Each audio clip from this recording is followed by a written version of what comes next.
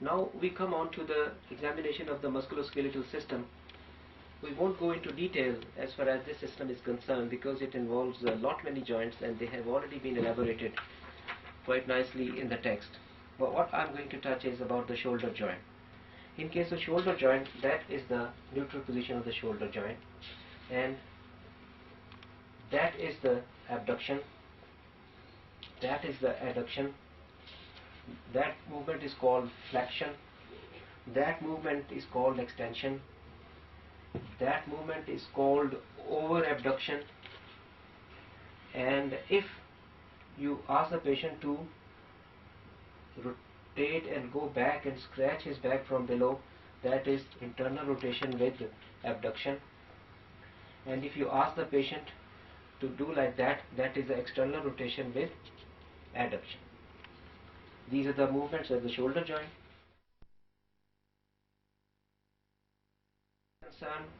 That is the extension and that is the flexion. Only two movements can occur at the elbow joint. Whereas at the wrist joint, that is the flexion, that is the extension, that is the adduction, and that is the abduction.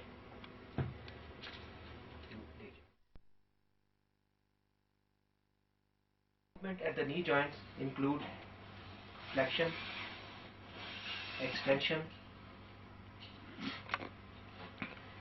Adduction is elicited especially when there is a problem with the medial collateral ligament.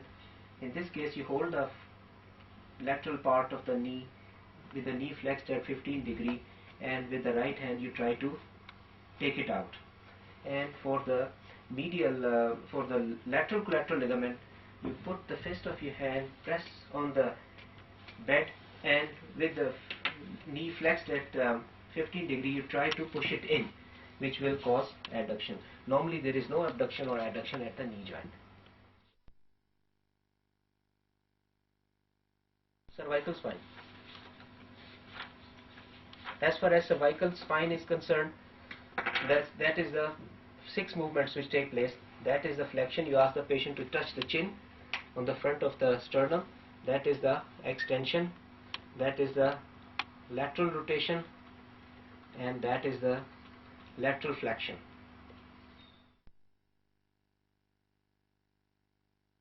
If you want to demonstrate the movement at the Thoraco-Lumbar Spine, then the patient should be resting on a chair or a bed. Ask the patient to move this way. That is, and you look from the above how much is being rotated, and you ask the patient to look that way. This will tell us the rotation at the lumbo-sacral spine. Mind you, never do this movement when the patient is standing, because he will otherwise rotate around his knees or hips, which will be invalid test. In thoraco-lumbar spine movements, you ask the patient to bend forward with his knees straight as much as he can and touch his toes. Okay, that is the flexion. Then ask the patient to put his hands over his hips and go back. That is extension. Okay, and then you ask the patient to go on the lateral side. That is a lateral flexion, and that is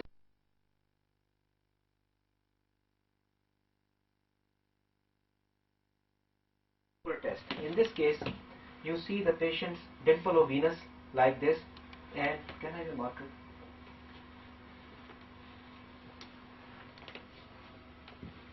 Can you? And we put a mark here and put a mark there, and then we push across a line,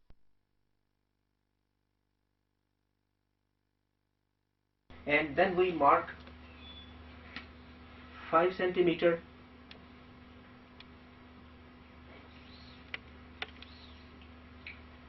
below this line,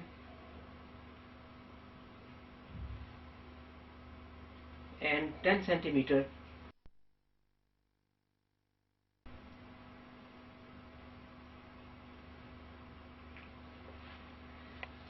having done that, we put the tape measure at a distance of 15 centimeter. इसको close करना है. Now ask the patient to bend forward. आगे झुक जाओ, जितना भी झुक सकते हो. झुक जाओ, झुक जाओ, झुक जाओ, झुक जाओ. And now this has extended from 15 centimeter to almost 20 centimeter. So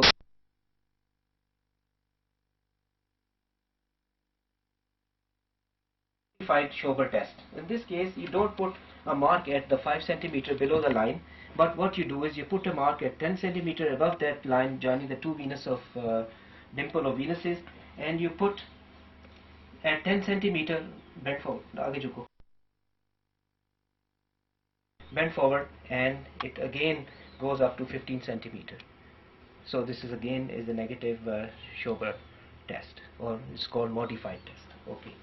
This test is done to rule out the problem with the sacro-iliac joint, and it's very commonly done in case of ankylosing spondylitis. The tenderness at the sacro-iliac joint, which is again a component of ankylosing spondylitis when there is an element of sacro-iliitis.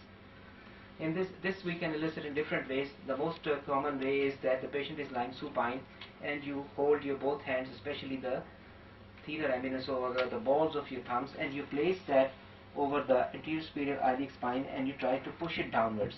Push it downwards, and when you push it downwards, if the patient's got sacro-iliitis, the patient will wince with pain.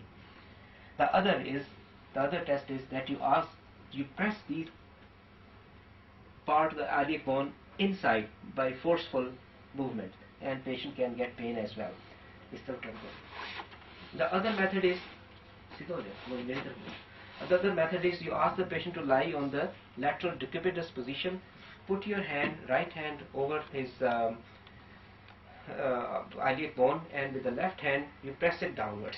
You can do this first on this side and then on the other side. And the last but not the least